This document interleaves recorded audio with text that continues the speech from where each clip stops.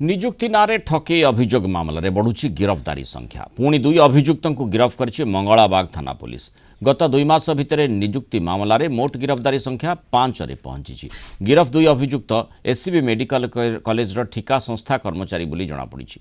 विगत 2 मास मध्य मंगलाबाग थाना रे मोट 6टी मामला रुजु होईछि। वर्तमान सुधा मोट 27 लाख टंकार ठकई सामना को आसी मोट 82 जन चाकरी आशायी ठकईर शिकार होइछन्ति।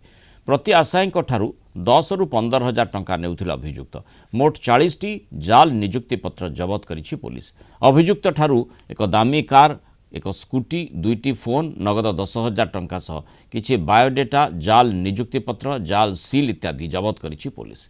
गत अक्टोबर मासरे मालगोदाम थाना जोब्रांचल लक्ष्मीधर नायक नामक जने युवक को ठकई अभियोग गिरफ करथिला मंगलाबाग थाना पुलिस। पर गत 8 तारिख में मंगलाबाग उच्चसाही अंचल 2 भाई अरिजित महांती और अर्पित महांती को गिरफ करी कोर्ट चालाण करथिला पुलिस। गतकाली मंगलाबाग मलासाही अंचल देवाशीष दास और खोर्धा जिला अक्षय कुमार प्रधान को गिरफ करिछि पुलिस। विभिन्न जिलार स्वास्थ्य केन्द्र और मेडिकल कॉलेज रे ANM, GNM, data entry supervisor, attendant आदि पदवी रे नियुक्ति देबाको कही लक्ष लक्ष टंका ठकी नेइछन्ति अभियुक्त। आशायी मानकु जाल निजुक्ति पत्र धराई देउथिला अभियुक्त। सेबडे ठिका निजुक्ति पाउथवा पदवी को संपूर्ण भावे आउटसोर्स करा जाइछि एवं जदि आउटसोर्सिंग करुथबा संस्था काहाठारु अर्थ नेइथिबे सेथिरे एसीबी रो कोनसी भूमिका नाही। तबे गिरफ होइथिबा एसीबी रे ठिका कर्मचारी को निजुक्ति देइथबा ठिका संस्था को कारण दर्शा नोटिस जारी करा जिवो बोली कहिसंती एसीबी कर्तृपक्ष।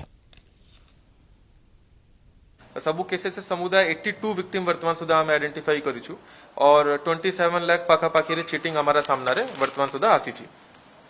विक्टिम माने को ये माने पाखापाखि 10,000 रु नेकी 50,000 टंका रे चीटिंग करिसंती।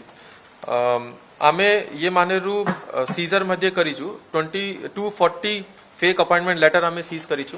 तंकर गोटे कार मध्ये सीज हेछि, i20 कार गोटे सीज हेछि। जना पडुछि कि ये गोटे गैंग हिसाब रे माने काम करथले और सरल पिला माने को से माने चीटिंग करथले। डिफरेंट बायोडाटा मध्ये तंका पाखरु सीज हेछि। काउंटरफिट सील कंप्यूटर सीपीयू आमे सीज करिछु और तंकर एटीएम कार्ड, पैन कार्ड मध्ये सीज हेछि और तंकरा बैंक अकाउंट्स मध्ये आमे फ्रीज करिछु। हम रिक्वायरमेंट अनुसार हम आउटसोर्सिंग संस्था को आमे लेटर करू एतिकी मैन पावर दवा पे कि कौन से डायरेक्ट कंट्रोल हमर को लोक को सिलेक्शन करिबारे प्रत्यक्ष भाव में रुहेनी, किंतु आमे स्किल तार स्किल एवं सपोज कौन सी टेक्निकल नॉलेज थिबा लोक को हम जदी आउटसोर्सिंग रखुछु मते तार सर्टिफिकेट मते हम लेवल ले आमे वेरिफिकेशन करूछु।